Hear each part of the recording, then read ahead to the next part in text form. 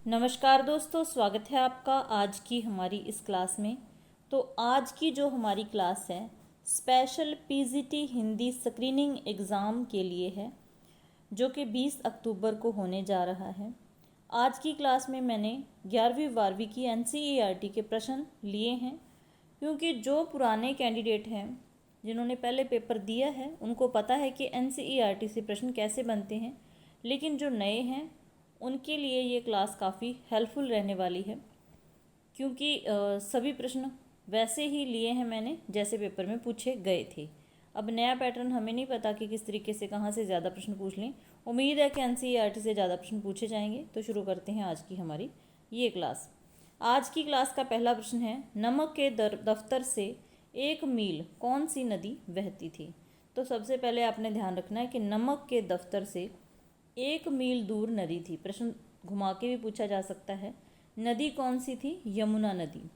और इसकी जो वर्तनी है वो ऐसे ही रहेगी, ये से नहीं जैसे ही लिखा जाएगा, ये भी ध्यान रखना है।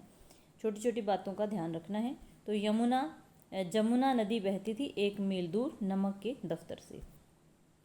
दूसरा हमारा प्रश्न है, जमादार बदलू सिंह किस कहानी का पात्र है। तो ऑप्शन है पूस की रात, बड़े घर की बेटी, नमक का दरोगा, कफन। ये सारी कहानियाँ मुंशी प्रेमचंद जी की ही हैं, ठीक है। और हमने बताना है कि बदलू सिंह किस कहानी का पात्र है। तो नमक का दारोगा कहानी का पात्र हो जाएगा बदलू सिंह। नेक्स्ट क्वेश्चन है, सत्यजीत राय द्वारा की गई फिल्में कितनी हैं। तो अप्पू के साथ 2.5 साल जो रचना है वो सत्यजीत राय की है, लेखक उसके सत्यजीत राय हैं। उनकी फिल्मों की बात करें, संख्या पूछी गई है तो 30 फिल्में हैं, ठीक है। नेक्स्ट हमारा प्रश्न है, स्पीकिंग ऑफ शिवा किसकी रचना है। मोस्ट इम्पोर्टेंट क्वेश्चन है ये आपका। तो ये किसकी रचना है? अक्क महादेवी की, ठीक है। जो 11वीं कक्षा में काव्य में इसकी रचना लगी हुई है, काव्य खंड में। और अक्क महादेवी की ये जो रचना है इसे हिंदी में वचन सौरभ कहा जाता है। हिंदी का जो इसका नाम है वो भी ध्यान रखना है, वचन सौरभ, स्पीकिंग ऑफ शिवा, ठीक है।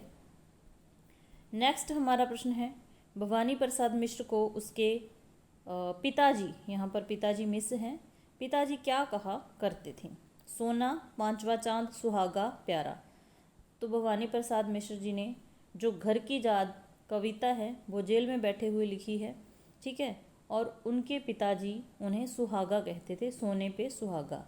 भवानी प्रसाद मिश्र के इस कविता में जो बात हुई है, उसके 4 भाई 4 बहन हैं, और ये 5वां भवानी प्रसाद मिश्र, जिसको उनके पिताजी सोने पे सुहागा कहा करते थे। तो यहाँ पर राइट आंसर हो जाएगा ऑप्शन नंबर 3। अगला हमारा प्रश्न है, कवि भवानी प्रसाद मिश्र की माँ कहाँ तक पढ़ी थी।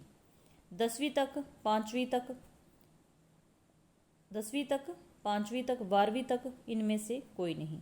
तो आंसर हो जाएगा इनमें से कोई नहीं, क्योंकि भवानी प्रसाद मिश्र जी की जो माँ थी वो बिल्कुल अनपढ़ थी। तो मैंने यहाँ पर सही आंसर अनपढ़ ही लिखा है, क्योंकि अनपढ़ भी हो सकता है, इनमें से कोई भी आपको देखने को मिल सकता है, ठीक है। नेक्स्ट हमारा प्रश्न है, और इस एग्ज़ाम के लिए ये हमारी आज पहली क्लास है HPSC PGT Hindi screening exam के लिए, ठीक है। और ज़्यादा से ज़्यादा वीडियो को लाइक शेयर ज़रूर करना, ताकि नेक्स्ट वीडियो फटाफट से बना पाऊँ। किसान की बेटी अपनी माँ के मरने के कितने दिन बाद मर गई। वे आंखें कविता है, उसमें से ये प्रश्न लिया गया है। तो कितने दिन बाद उसकी मृत्यु हो गई थी बेटी की? 2 दिन बाद, ठीक है। नेक्स्ट हमारा प्रश्न है, निकल रहा है जल निधि पर दिनकर बिंब अधूरा, कमला के कंचन मंदिर का मानो कांत कंगूरा। यह पंक्तियाँ किस कविता से ली गई हैं। तो इस किस कविता से? पथिक से ये ली गई हैं, ठीक है। पथिक कविता से ये पंक्तियाँ ली गई हैं। अगला हमारा प्रश्न है, मीरा के गुरु कौन थे। तो मीरा के गुरु कौन हो जाएंगे? रैदास हो जाएंगे मीरा के गुरु। नेक्स्ट है, उस टैक्सी ड्राइवर का क्या नाम था जिसने सैयद हैदर रज़ा को रहने के लिए टैक्सी दी थी। तो क्या हो जाएगा? सही आंसर हो जाएगा रॉल्फ, ठीक है। प्रश्न अच्छे लगे तो लाइक ज़रूर कर देना, और चैनल पर नए हो तो चैनल को भी सब्सक्राइब कर लेना, फिर हमारी ये सीरीज़ चलती रहेगी पेपर तक। फिर आगे जो सब्जेक्टिव पेपर होगा और जितनी हेल्प हो सकी उसके लिए भी ज़रूर करूँगी, ठीक है। आंखों देखा झूठ किसकी कहानी है? तो ये कहानी किसकी हो जाएगी? आंखों देखा झूठ, मन्नू भंडारी की ये कहानी है। नेक्स्ट है, स्पीति की मुख्य फसल क्या थी? स्पीति में बारिश जो पार्ट है 11वीं कक्षा में, उसमें थोड़ी सी फसलों के बारे में दे रखा है, लेकिन एक लाइन में लिखा हुआ है कि वहाँ की जो मुख्य फसल थी वो जौ थी, ध्यान रखना है। नेक्स्ट है, पृथ्वी परिक्रमा कर किसकी रचना है? पृथ्वी परिक्रमा किसकी रचना हो जाएगी? कृष्ण नाथ की ये रचना है। कृष्ण नाथ की रचना हो जाएगी पृथ्वी परिक्रमा। ये जो NCERT में लेखक परिचय दिए हुए हैं उनमें कोई भी रचना आपके लिए प्रश्न बन सकती है। तो NCERT मतलब पूरी NCERT की जो बुक लगी हुई है उसको आपको ध्यान में रखना पड़ेगा। नेक्स्ट है, धनराम व मोहन किस कहानी के पात्र हैं? तो गलता लोहा। गलता लोहा कहानी के पात्र हैं धनराम और मोहन। मोहन जाति से ब्राह्मण थे और धनराम एक लोहार था, ये भी याद रखना, जाति भी पूछी जा सकती है। एक पेड़ की याद शब्द चित्र सॉरी एक पेड़ की याद शब्द चित्र किसका है? तो ये शेखर जोशी की रचना है, एक पेड़ की याद, ठीक है। अगला हमारा प्रश्न है, कवि भवानी प्रसाद मिश्र अपने माता पिता को सावन के द्वारा संदेश देते हुए कहता है कि मेरा वजन कितने किलो हो गया है? कितने किलो? 70 किलो अपना भार बताता है। क्योंकि वो सच्चाई नहीं बताना चाहता, वो सावन को संदेश देता है कि मैं यहाँ जेल में दुखी हूँ। ये बात मेरे माता पिता को नहीं पता चलनी चाहिए, बल्कि उन्हें ये पता चलना चाहिए कि मैं बड़ी खुशी से मज़े से जेल में रह रहा हूँ। आगे है, सतपुड़ा के जंगल किसकी रचना है? सतपुड़ा के जंगल, तो ये भवानी प्रसाद मिश्र की ही रचना हो जाएगी, सतपुड़ा के जंगल। आगे है, देवदास उपन्यास किसका है? देवदास उपन्यास किसका है? तो सही आंसर हो जाएगा शरत चंद्र। नेक्स्ट प्रश्न है, पटकथा लेखन नामक पुस्तक किसकी है? इंपॉर्टेंट क्वेश्चन है, मनोहर श्याम जोशी की ये पुस्तक है, ठीक है। नेक्स्ट है, नाचने के लिए खुला आंगन, गाने के लिए गीत, हंसने के लिए थोड़ी सी खिलखिलाहट, रोने के लिए मुट्ठी भर एकांत, यह पंक्तियाँ किसकी हैं? तो निर्मला पुतल, आओ मिलकर बचाएं उनकी रचना है और उनकी इसी रचना से ये पंक्तियाँ ली गई हैं। किसी के मर जाने पर गाया जाने वाला गीत क्या कहलाता है? तो मरसिया कहलाता है, ठीक है, याद रखना है, मरसिया। इसकी वर्तनी ऐसे है, सही। नेक्स्ट है, पाश। पाश के अनुसार इनमें से कौन सी स्थिति खतरनाक नहीं है?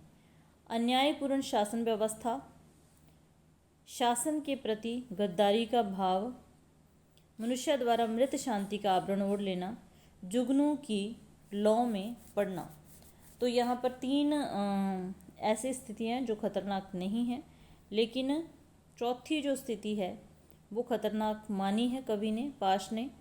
तो मृत शांति से भर जाना, ये क्या है? एक खतरनाक स्थिति बताया गया है पाश के द्वारा।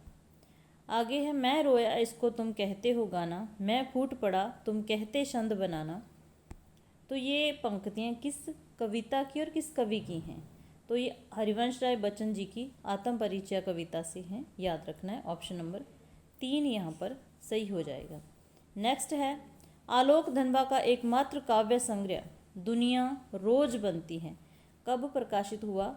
तो 1998 में ये प्रकाशित हुआ, याद रखना है, ठीक है। नेक्स्ट है, पतंग कविता में कपास कोमलता का प्रतीक है, याद रखना है, किसका प्रतीक है? कोमलता का।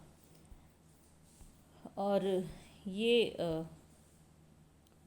आंसर नहीं है, ये ध्यान रखना है, कोमलता का प्रतीक है। आगे है, शरद क्या चलाते हुए आता है? तो क्या चलाते हुए? साइकिल, चमकीली साइकिल पर सवार होकर शरद आता है, चमकीले इशारों से बच्चों को बुलाता है। तो ये पतंग कविता से प्रश्न है, ध्यान रखना है, ठीक है। आगे है, कुंवर नारायण को किस कवि के नाम पर सम्मान मिला था? तो कबीर जी के नाम पर उन्हें सम्मान मिला था। नेक्स्ट है, मैं वीडियो को ज़्यादा लंबा नहीं करती क्योंकि प्रश्न है जल्दी जल्दी से हम कर लेते हैं, और जो बच्चा एनसीईआरटी पढ़ रहा है उसकी एक अच्छी रिवीजन होगी, खुद का मूल्यांकन होगा कि हाँ मुझे कितने प्रश्न आते हैं, कितने ध्यान में रहते हैं, या मैं जिस तरीके से जितना डीप से प्रश्न पूछे जाते हैं उतने पढ़ रहा हूँ, तो हेल्प हो सकती है आपकी। ठीक है। रघुवीर सहाय का निधन कहाँ हुआ था? तो दिल्ली में हुआ था 1990 में। नेक्स्ट है, कैमरे में बंद अपाहिज कविता में समर्थ शक्तिवान किसे कहा गया है? दूरदर्शन वालों को। वो कहते हैं कि हम किसी अपाहिज को लेके आएंगे एक बंद कमरे में, फिर उससे तरह तरह के सवाल पूछेंगे कि आपको अपाहिज बनकर कैसा लगता है, आपको ये आपका अपाहिजपन दुख देता होगा, दर्द देता होगा। तो ये सारे मतलब ऐसे सवाल पूछे जाते हैं, और उनकी जो इच्छा होती है वो दर्शकों और अपाहिज को एक साथ रुलाने की उनकी जो इच्छा होती है। ठीक है। सचमुच मुझे दंड दो कि हो जाऊं पाताली अंधेर की गुफाओं में विभ्रो में। ठीक है। पंक्तियाँ किस कवि की हैं? तो ये मुक्ति बोध की हैं। किसकी है? मुक्ति, गजानन माधव मुक्ति बोध की ये पंक्तियाँ हैं। सहर्ष स्वीकारा। ठीक है। कवि ने ऊपर तुम की तुलना किससे की है? तो इसी कविता से है, चांद से की है। ठीक है। तुलना चांद से की है। नेक्स्ट है, बहुत काली सिल जरा सी लाल केसर से कि जैसे धुल गई हो स्लेट पर या लाल खड़िया चाक मल दी हो किसी ने। यह किसकी कविता है? तो यह शमशेर बहादुर सिंह की उषा कविता की पंक्तियाँ हैं। ठीक है, ध्यान रखना है। नेक्स्ट है, एनिहिलेशन ऑफ कास्ट 1936 का हिंदी रूपांतर किसने किया? तो सही आंसर हो जाएगा ललई यादव सिंह। यहाँ पर सिंह रह गया है, ललई यादव सिंह ने किया है, ये भी आपने ध्यान रखना है। और इसका जो हिंदी रूपांतर है उसका नाम है जाति भेद का उच्छेद। आगे है, बाबा साहेब अम्बेडकर की प्रथम प्रकाशित कृति कौन सी है? तो कौन सी हो जाएगी? Genesis and development. Option number 3 यहाँ पे सही होगा। और ये क्वेश्चन बहुत ही इम्पोर्टेंट है, ये भी याद रखना है, बहुत ही इम्पोर्टेंट क्वेश्चन है। बाबा साहेब अम्बेडकर की प्रथम प्रकाशित कृति जेनेसिस एंड डेवलपमेंट। आगे है, और 1917 में ये प्रकाशित हुई, ये भी याद रखना है। किसके आक्रमण से भयभीत लोग स्पीति छोड़कर जा रहे थे? ये प्रश्न पूछा गया था, और ये प्रश्न पेपर से पहले की मेरी ये PDF बनी हुई है, और सीधा सीधा प्रश्न आया था। एक नहीं, बहुत सारे प्रश्न आए थे HPSC PhD स्क्रीनिंग एग्जाम में। जोरावर सिंह। ठीक है, आंसर हो जाएगा। नेक्स्ट है, एन फ्रैंक का 12 जून 1942 को कौन सा जन्मदिन था जब उसे उपहार में डायरी मिली थी? तो कौन सा जन्मदिन था? 13वां जन्मदिन। ये भी पूछा गया था, उस दिन पूछा गया था शायद, ऐसी कुछ था। आगे है, एन फ्रैंक की बहन का क्या नाम था? तो मार्गोट। उसका सही नाम क्या था? बहन का नाम मार्गोट था। तो आगे हमारा प्रश्न है, the diary of a young girl कब प्रकाशित हुई? तो 1952 में ये प्रकाशित हुई है, ये भी याद रखना है। ठीक है, तो ये थे हमारे आज के 36 प्रश्न, और बड़ी फटाफट से मैंने 36 प्रश्न आपको करवा दिए। ठीक है, तो क्वेश्चन अच्छे लगे तो लाइक करना बिल्कुल भी मत भूलना, चैनल पर नए हो सब्सक्राइब कर लेना। मिलते हैं फिर ऐसी ही नेक्स्ट क्लास में। नेक्स्ट क्लास डिपेंड करती है आपकी फीडबैक पर कि आपको प्रश्न कैसे लगे, आपको कोई हेल्प होती है या नहीं। तो मिलते हैं फिर नेक्स्ट वीडियो में। क्लास देखने के लिए धन्यवाद।